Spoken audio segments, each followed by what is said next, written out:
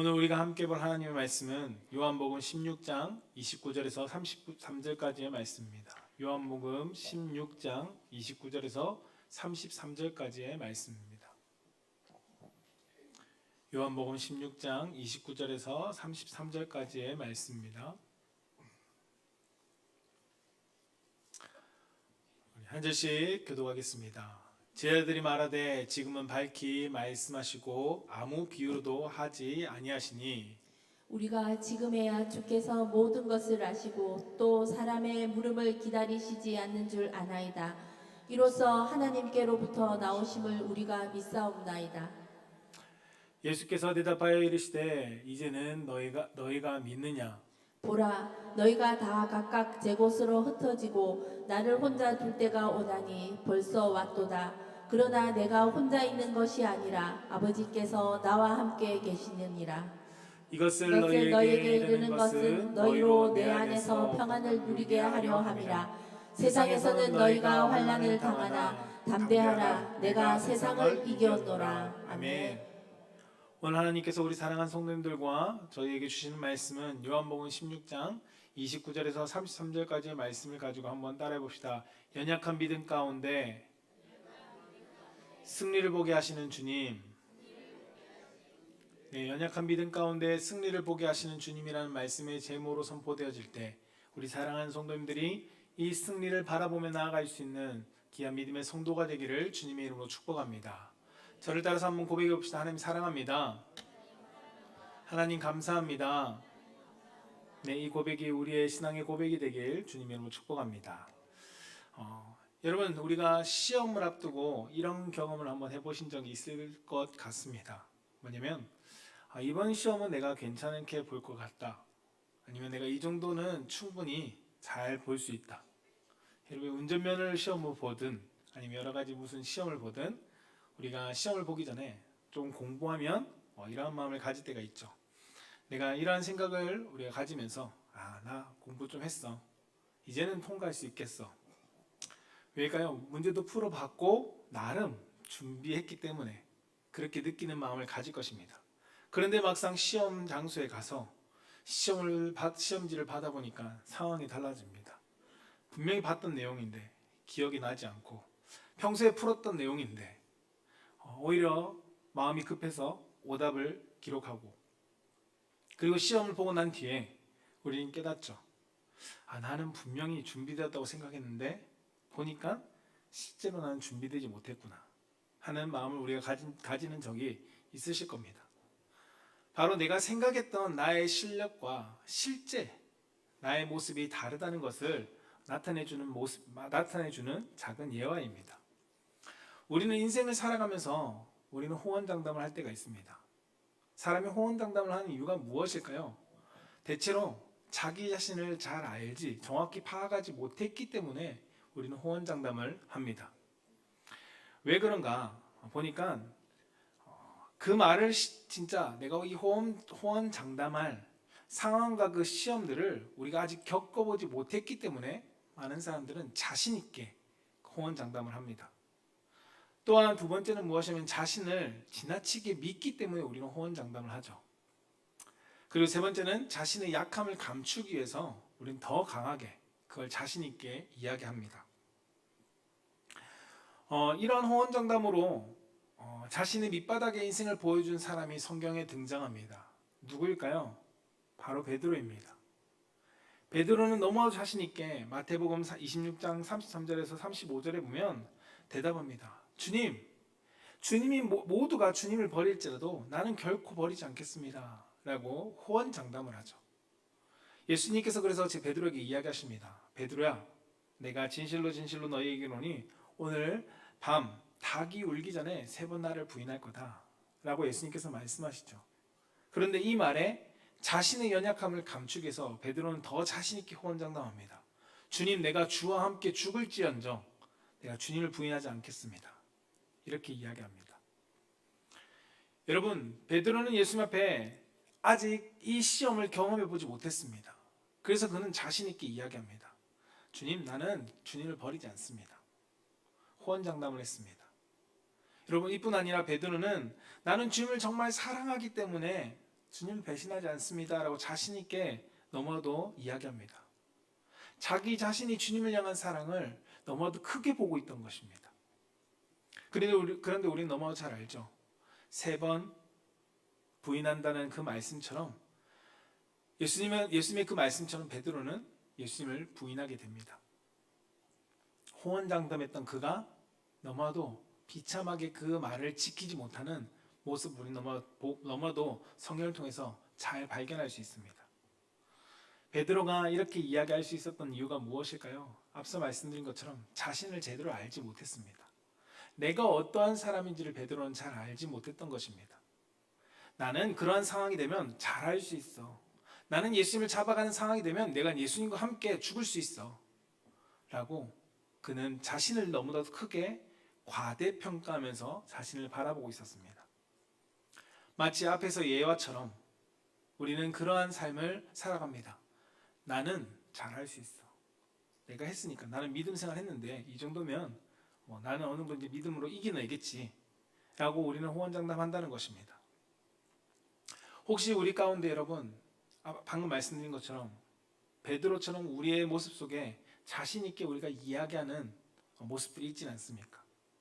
아마도 내가 자신 있게 이겨나갈 수 있다. 나는 믿음 가운데 베드로처럼 배신 안 할 수 있다 라고 말하는 부류는 2부류일 것입니다. 하나는 정말 믿음 가운데 확실한 믿음을 가졌기 때문에 그런 고백을 하시는 분도 있을 것이고요. 또 한 부분은 아직은 나 자신을 모르기 때문에 나는 그렇게 할 수 있는 사람이야 라고 생각하면서 자신이 호언장담하는 분도 있을 것입니다.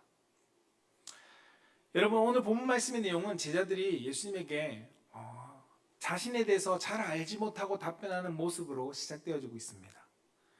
예수님이 하나님으로부터 오신 분이라는 것을 이제 우리가 믿습니다 라고 믿음에 대해서 이야기합니다.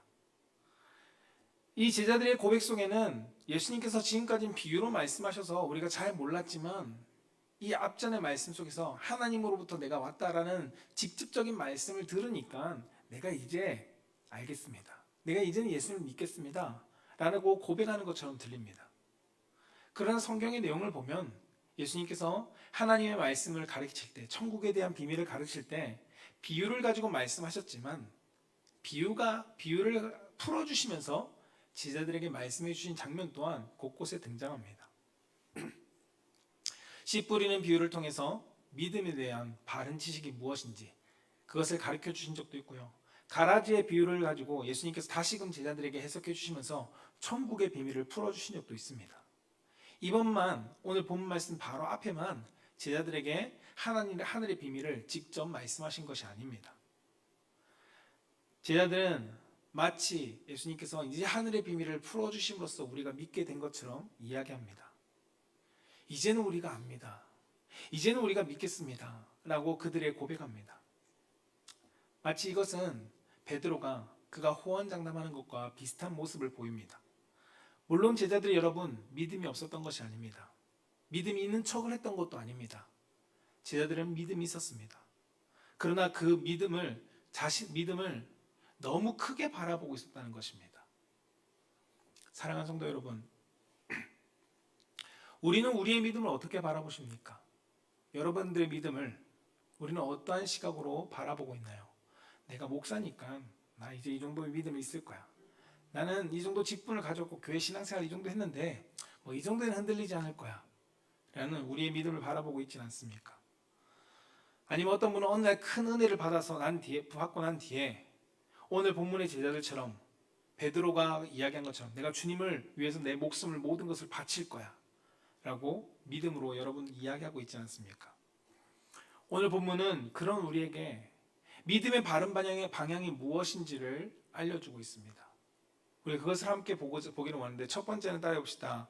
우리는 자신의 믿음을 잘 알지 못함을 깨달아야 합니다. 우리는 자신의 믿음을 잘 알지 못한다는 것을 깨달아야 한다는 것입니다. 오늘 본 말씀 29절에서 31절 말씀 가운데 이렇게 말씀합니다. 함께 읽어봅시다. 시작. 제자들이 말하되 지금은 밝히 말씀하시고 아무 비유로도 하지 아니하시니 우리가 지금에야 주께서 모든 것을 아시고 또 사람의 물음을 기다리시지 않는 줄 아나이다. 이로써 하나님께로부터 나오심을 우리가 믿사옵나이다. 예수께서 대답하시되 이제는 너희가 믿느냐. 아멘. 여러분, 제자들은 이제 예수님에게 자신을 밝히 말씀하심으로써 우리가 주님을 믿습니다 라고 고백합니다. 이들의 믿음이 여러분 거짓이 아닙니다. 앞서 말씀드린 것처럼 이들이 믿음 없어서 믿음 있는 척 하는 것도 아닙니다. 분명 제자들은 예수님을 믿었습니다. 그리고 예수님도 그들의 믿음을 부인하지 않으셨습니다. 앞서 말씀드리는 것처럼 요한복음 16장 27절에는 그 제자들의 믿음을 예수님께서 말씀해 주십니다. 이렇게 말씀하죠. 이는 너희가 나를 사랑하고 또 내가 하나님께로부터 온 줄 믿었으므로 아버지께서 친히 너희를 사랑하심이라 라고 말씀합니다. 예수님께서 하신 말씀입니다. 나를 사랑하고 내 하나님께로부터 온 줄을 너희들이 믿었다는 것입니다. 제자들이 믿고 있음을 예수님은 아셨습니다. 이 자리에 우리가 함께 예배를 드리는 것도 여러분들이 믿기 때문에 나오신 것이고 믿음으로 드린다고 하나님도 알고 계십니다. 우리도 분명하게 주님을 향한 믿음이 있습니다. 그리고 우리는 그리스도를 믿는 자로서 구원받은 자로서 이 믿음의 고백을 가지고 우리는 살아갑니다. 그러나 우리는 우리의 믿음에 대해서 온전하게 알지 못한 채 신앙생활을 할 때가 너무나도 많다는 것입니다. 이 말은 여러분 믿음이 없다는 것이 아닙니다. 단지 우리는 믿음을 믿는다는 사실에만 한정을 두고 있다는 것입니다. 믿는다는 그 사실 자체만 두고 우리의 믿음을 이야기하기 때문에 믿음의 상태와 그리고 믿음의 분량을 우리는 살피고 이야기하지 않은 채 믿음을 우리는 이야기한다는 겁니다. 앞선 예화처럼 실력이 전혀 없는 것이 아닙니다. 여러분, 실력이 없는 것이 아닙니다. 실력이 모두 그러나 같은 수준이 아니라는 것을 우리는 알아야 한다는 것입니다. 나는 시험을 봤을 때 10점 받을 실력입니다. 10점 받을 실력. 10점을 받을 실력인데 우린 스스로가 나는 100점을 받을 만한 실력을 가지고 있어 라고 생각하며 살아간다는 것입니다. 이것은 내가 믿음이 있어.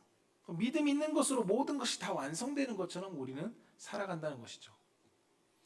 제자들이 보여준 믿음, 그리고 베드로가 보여준 그 믿음의 모습, 여러분 분명 믿음이 없던 것이 아닙니다.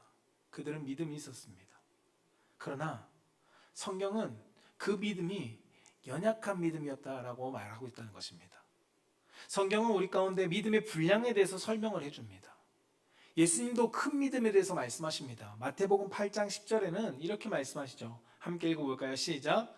예수께서 들으시고 놀랍게 여겨 따르는 자들에게 이르시되 내가 진실로 너희에게 이르노니 너희에게 이스라엘 중에 아무에게서도 이만한 믿음을 보지 못하였노라. 아멘. 이 백부장의 믿음을 보시고 예수님께서 뭐라고 말씀하시죠? 이스라엘 중에 이만한 믿음을 내가 보지 못했다. 이 믿음이 너무나도 크다라고 말씀해주고 있습니다. 반대로 작은 믿음도 있음을 성경은 말씀합니다. 마태복음 6장 30절에 오늘 있다가 내일 아궁이에 던져질 들풀도 하나님이 이렇게 입히시거든 하물며 너희일까 보냐 믿음이 작은 자들아 라고 예수님께서 믿음이 작은 자들아 라고 말씀하시죠. 또 마태복음 14장 31절에는 이렇게 말씀하십니다. 베드로에게 하신 말씀인데요. 함께 읽어봅시다. 시작. 예수께서 즉시 손을 내밀어 그를 붙잡으시며 이르시되 믿음이 적은 자여 왜 의심하느냐 하시고. 아멘. 베드로를 향해서 뭐라고요? 믿음이 적은 자야 왜 의심하냐. 또 로마서에서는 예수님께서 믿음의 분량에 대해 말씀하십니다. 로마서 12장 13절에는 내게 주신 은혜로 말미암아 너희 각 사람에게 말하노니 마땅히 생각할 그 이상을 생각하지 말고 내게 주신 은혜로 말미암아 너희 각 사람에게 말하노니 오직 하나님께서 각 사람에게 나누어 주신 믿음의 분량대로 지혜롭게 생각하라 라고 말씀합니다. 뭐라고요? 믿음의 분량대로. 믿음의 분량대로 지혜롭게 생각하라 라고 성경은 말씀합니다. 우리는 조금 은혜 받으면 오늘 본문의 제자들처럼 그리고 베드로처럼 달려듭니다. 나의 믿음을 하나님을 위해서 목숨을 다 바칠 수 있는 믿음입니다. 그런 성경은 뭐라고 말씀하냐면 믿음의 분량이 있음을 알려주고 있습니다. 내가 가진 믿음이 어떠한 믿음인지 우리는 분명히 점검해 볼 수 있어야 합니다. 예수님은 그런 우리의 모습을 믿음이 작은 자야 라고 말씀하실 수 있다라고 성경은 말씀하고 있습니다. 여러분, 가장 무서운 것은 무엇인지 아십니까? 모르면서 자신만만한 겁니다. 모르면서 자신만만한 사람들만큼 무서운 것이 없습니다. 이걸 다르게 표현하면 한 번 받은 은혜가 전부인 것처럼 내 평생의 모든 것을 다 바칠 수 있는 것처럼 살아가는 것은 정말 위험합니다. 마치 차가 연료를 한번 넣고 한 번 공급받은 연료를 가지고 내가 평생 달릴 수 있다고 생각하고 운전하는 것과 동일합니다. 여러분, 우리의 믿음은 지속성이 있어야 됩니다. 지속적으로 자라날 수 있어야 한다는 것입니다. 한 번 경험한 은혜를 가지고 우리의 믿음이 평생을 자라나는 것이 아니라는 것입니다. 우리는 스스로의 믿음을 알아야 합니다. 내 믿음이 어느 정도인지를. 오늘 제자들처럼 우리는 내 믿음을 잘 모르게 되면 우리는 넘어질 수밖에 없습니다. 그래서 자신 있게 도전하죠. 없기 때문에. 한 번 받은 은혜가 모든 것이 되는 것처럼 착각하고 제자들처럼 살아가는 우리의 모습들도 종종 발견하게 됩니다. 그러나 우리는 그러한 믿음을 가지고 살아가는 것이 아니라 믿음을 키워 나아갈 수 있어야 합니다. 물론 믿음은 내가 만들어가는 것이 아닙니다. 성경에 보면 내가 믿음을 키워간다라고 말해주지 않습니다. 믿음은 하나님으로부터 얻는 것이라고 성경은 말씀합니다. 그렇기 때문에 하나님이 우리의 믿음을 자라게 해주셔야 우리의 믿음은 커갈 수 있습니다. 주님께서 우리의 믿음을 자라시게 하시는데 중요한 건 우리가 믿음을 자라게 하실 수 있도록 우리가 주님 앞에 내 삶을 두어야 한다는 것입니다. 우리가 믿음이 자라게 하시도록 우리가 그것을 위해서 우리는 말씀을 들을 수 있어야 되고요. 그 말씀을 들음으로써 우리는 믿음을 키워가야 합니다. 로마서 10장 17절은 말씀하죠. 믿음은 들음에서 난다라는 것입니다. 믿음은 들음으로써 자라난다는 것입니다.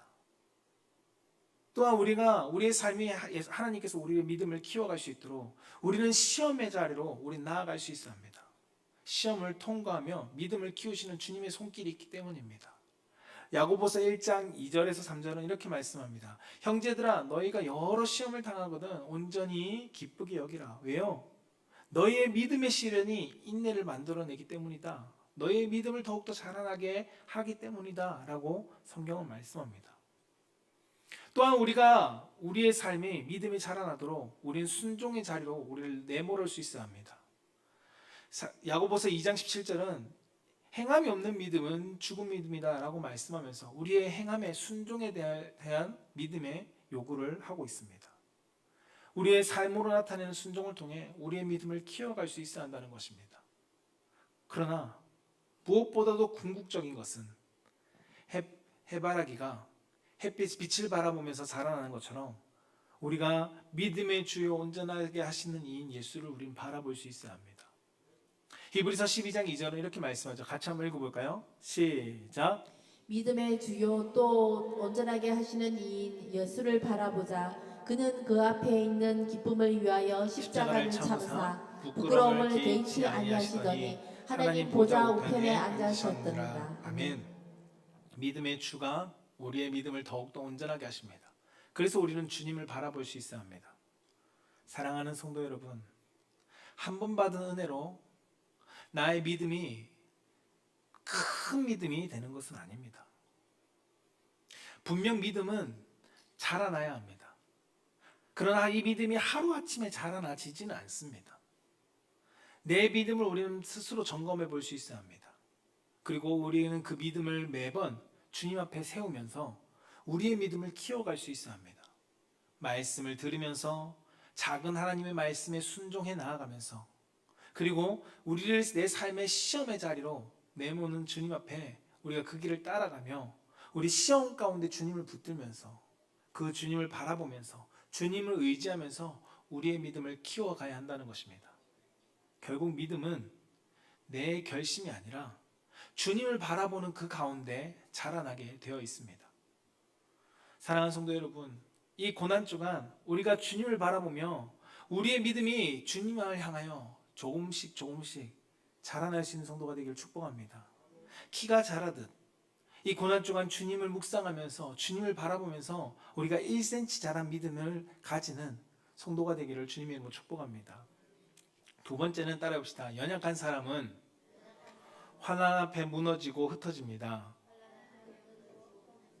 네, 오늘 본문 말씀 32절 말씀을 같이 한번 읽어볼까요? 시작. 보라 너희가 다 각기 제 곳으로 흩어지고 나를 혼자 둘 때가 오나니 벌써 왔도다.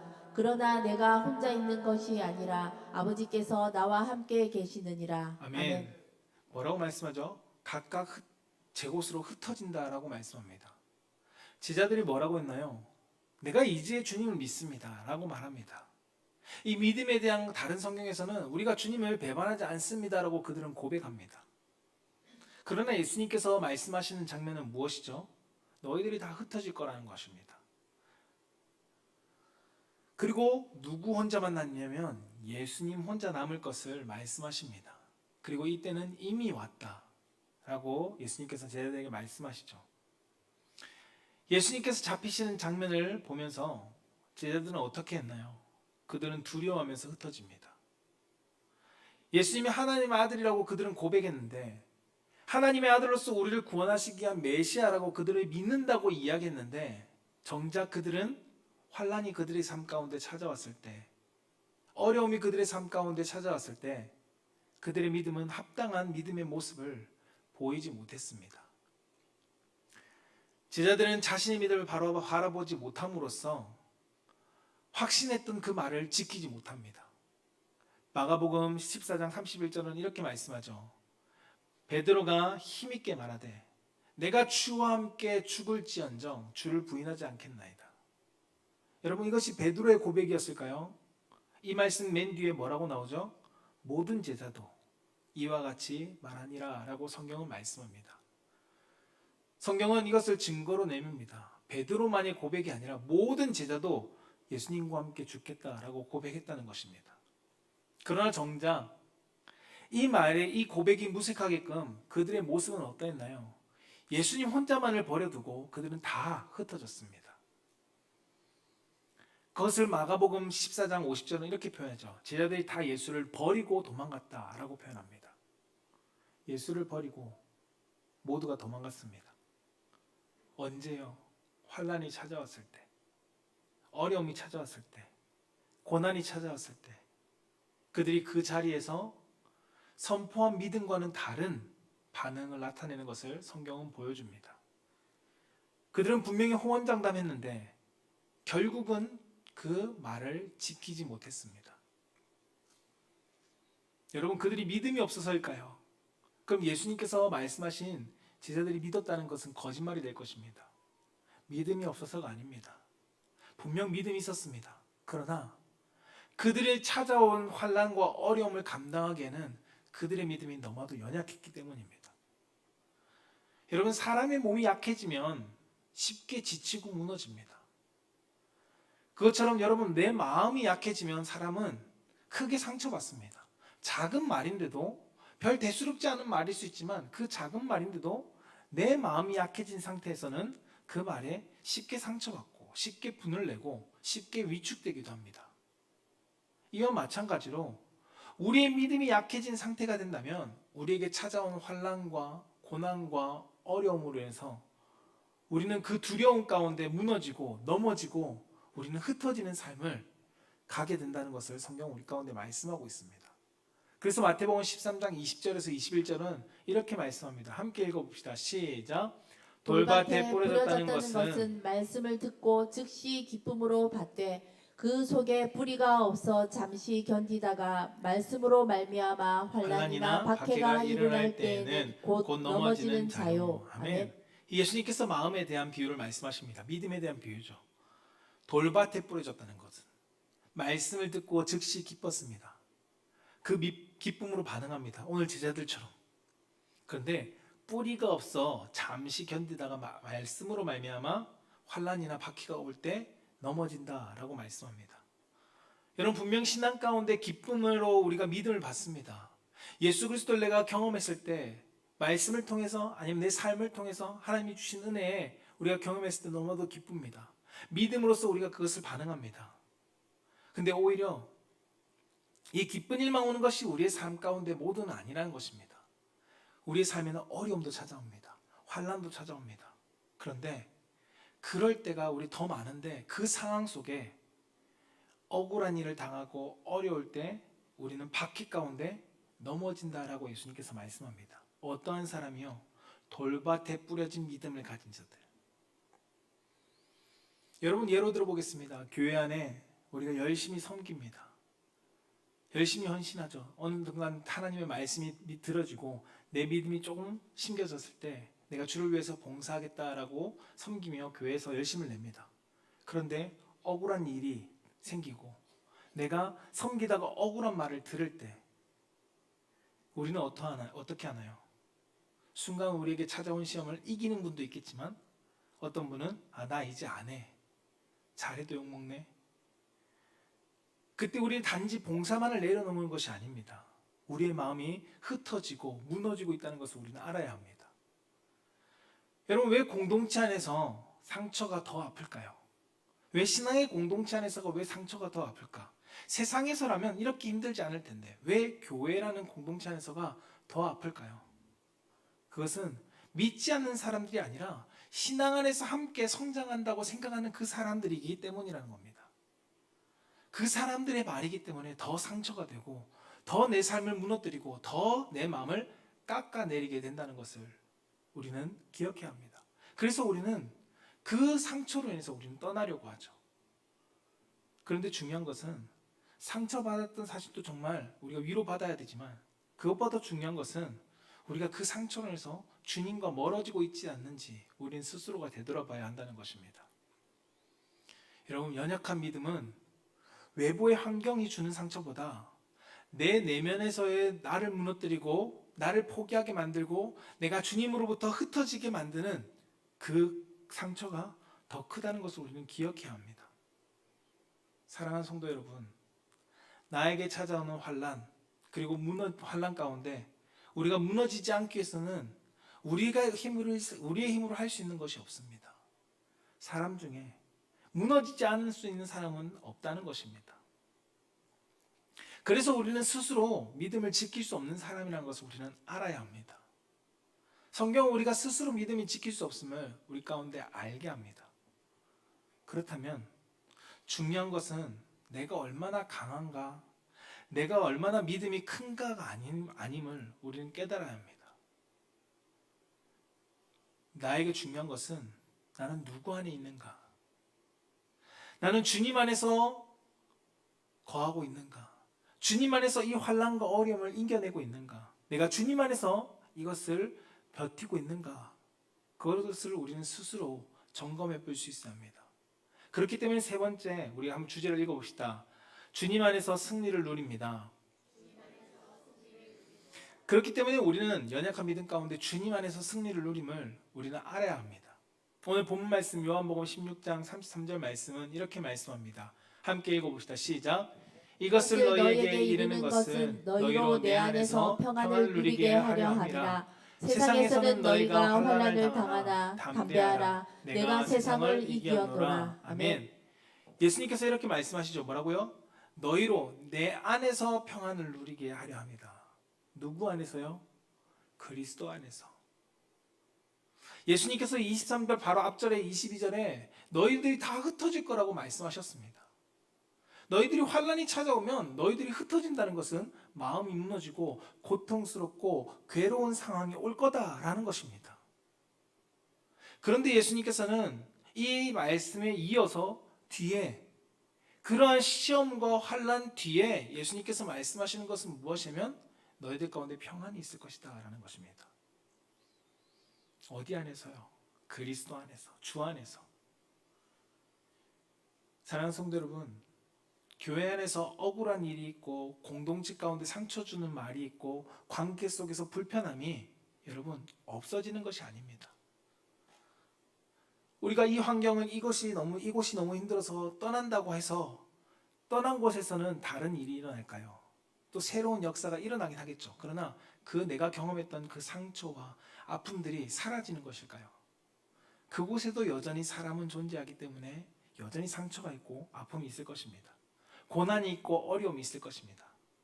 그러나 그러한 고난 속에서도 우리가 무너지지 않을 수 있는 것은 피하는 것이 아니라, 내가 강해져서 그것을 이기는 것이 아니라, 그리스도 안에서 우리가 평안을 누릴 때 우리는 그것을 이겨나갈 수 있음을 성경은 말씀해주고 있습니다. 나는 여전히 연약합니다. 그러나 나의 연약함을 가지고 주님께 나아가야 될 이유가 바로 여기 있는 것입니다. 주님이 나의 환난과 어려움과 고난 속에서도, 시험 속에서도 나를 승리케 하시기 때문에 우린 주님 앞에 나아갈 수 있어야 한다는 것입니다. 주님은 여러분, 우리의 나약함과 우리의 연약함을 도와주십니다. 우리의 연약한 믿음을 붙들어 주십니다. 베드로가 마태복음 14장 30절에 31절에 예수님 앞에 내가 무리를 걷기를 원하는 마음으로 주님 나를 불러주세요 라고 하고 무리를 걸었죠. 그런데 그가 그에게 찾아온 바람이라는, 풍랑이라는 그 고난 속에, 환경 속에 그가 그것에 무서워서 그가 빠질 때 주님이 베드로를 외면하지 않으셨습니다. 31절에 이렇게 말씀하죠. 예수께서 즉시 손을 내밀어 뭐 하셨나요? 그를 붙잡아 주셨습니다. 그러면서 이르시되 믿음이 작은 자여 왜 의심하느냐. 베드로의 믿음은 여전히 크지 않았습니다. 여전히 크지 않았지만 예수님의 말씀 가운데 순종했을 때 그는 큰 믿음의 결과를 누릴 수 있었습니다. 그러나 또 어려움이 찾아오니까 그는 또다시 넘어지는 것을 보여주죠. 그러나 그때 예수님께서 여전히 뭐 하셨다고요? 그 베드로를 붙잡아 주셨습니다.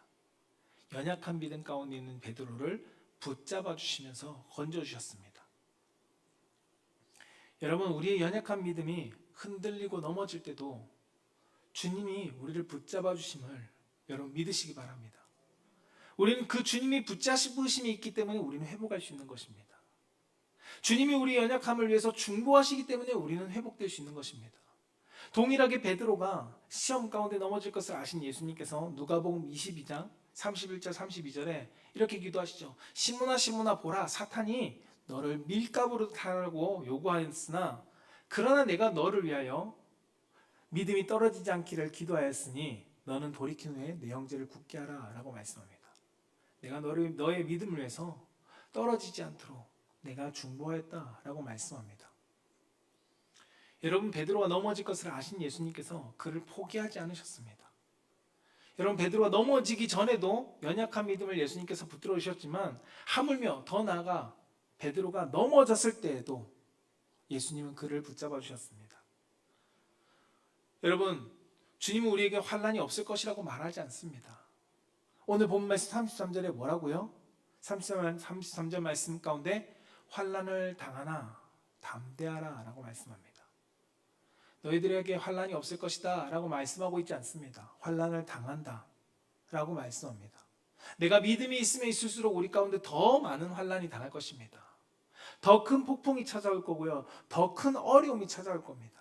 내가 십자가를 지고 가면 갈수록 더 고통스러운 길이 있을 거고요. 더 가시밭 길이 있을 것입니다. 그러나 주님은 우리를 향해서 말씀하시는 것은 환난을 당하나 담대하라 라고 말씀합니다.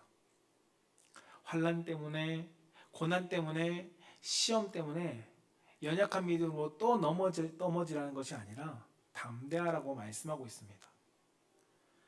여러분, 우리에게 주신 은혜가 무엇일까요?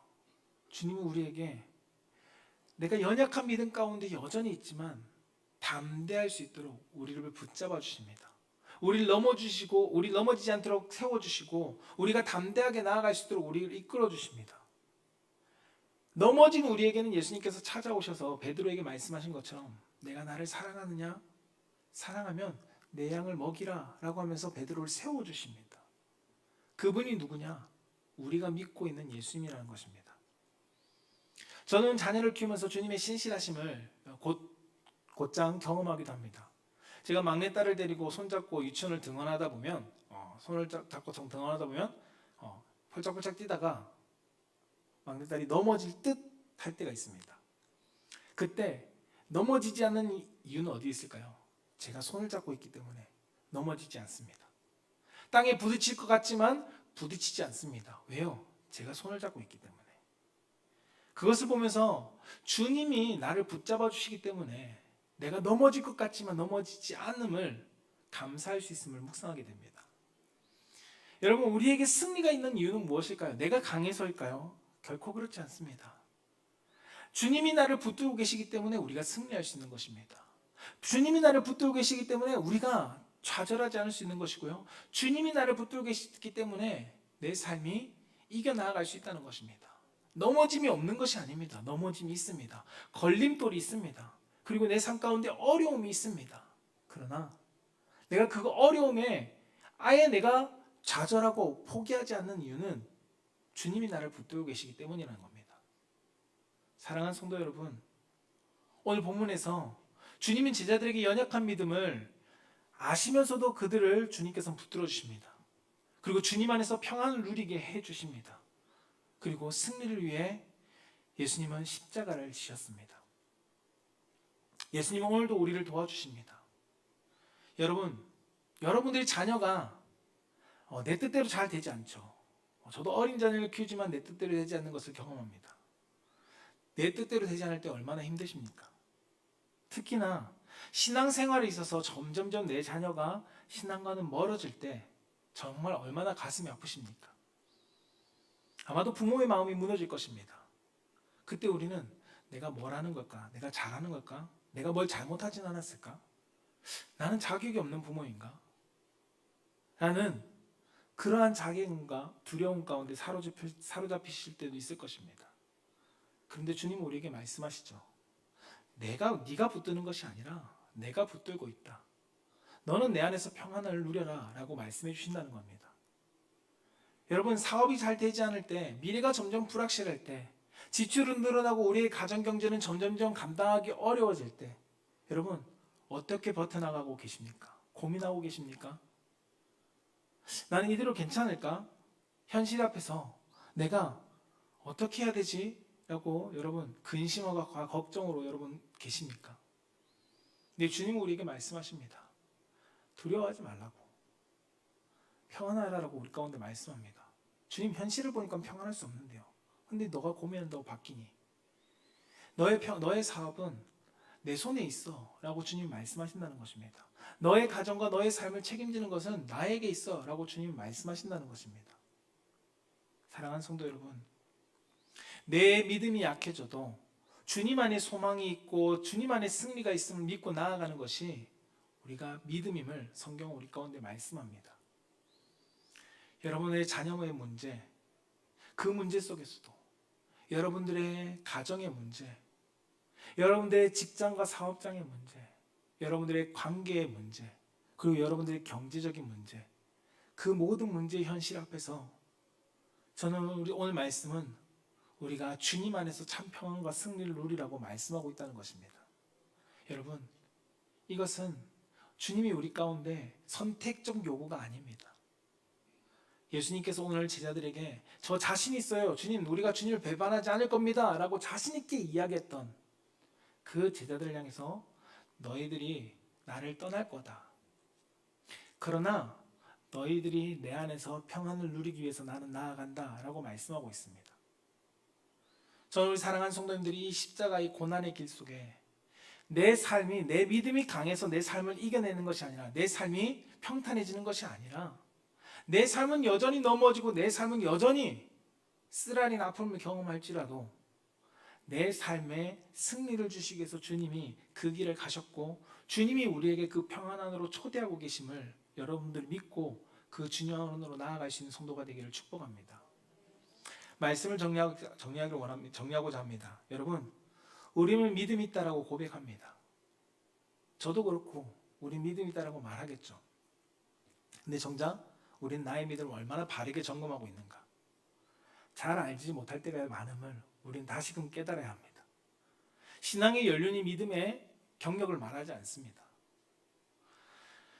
그렇기 때문에 나에게 찾아온 고난과 환난 속에서 우리의 연약한 믿음이 내가 넘어지지 않게 하기 위해서는 우리는 주님을 바라볼 수 있어야 합니다.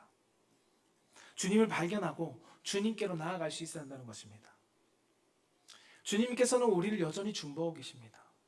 여전히 우리를 붙잡아주고 계십니다. 우리를 넘어지지 않도록 우리를 감싸주고 계심을 성경 우리 가운데 말씀합니다. 주님이 우리에게 말씀하시죠. 너가 내 안에 와서 평안을 누리라. 내 안에서 평안을 누리라고 말씀합니다. 주님은 우리에게 고난이 없는 삶을 허락하지 않으셨습니다. 여러분, 하나님은 우리 가운데 고난을 여전히 두십니다. 여러분들 가운데 자녀로 인한 고난, 여러분들 가운데 가정으로 인한 고난, 여러분들 가운데 직장과 사업장으로 인한 고난, 여러분들의 사람과의 갈등 속에서 일어나는 고난들, 그것이 여전히 있습니다. 그러나 주님은 그 고난 속에서 나에게 오라라고 말씀하십니다. 그 고난과 어려운 환경 속에서 내 안에서 평안을 누리라라고 말씀합니다. 그 평안 안에서 우리는 담대하게 도전할 수 있고 담대하게 다시금 일어설 수 있음을 성경은 우리 가운데 보여줍니다. 사랑하는 성도 여러분, 저는 여러분들의 가지고 있는 그 여러 가지 어려운 자녀, 그 다음에 가정, 사업, 직장, 경제적인 부분, 관계적인 부분, 그 어려움 속에서 우리가 오직 주님을 붙들고 주님이 주신 참 평안 안에서 우리가 누릴 수 있는 성도가 되길 축복합니다. 그래서 그 축복 안에서, 그 주님이 주시는 참 평안 안에서 오늘도 주님으로 해서 내가 승리하며 나아갑니다. 환난이 없는 것이 아니라 그 환난을 내가 오늘도 이기며 나아갑니다 라고 고백할 수 있는 귀한 믿음의 성도가 되시기를 주님의 이름으로 축복합니다.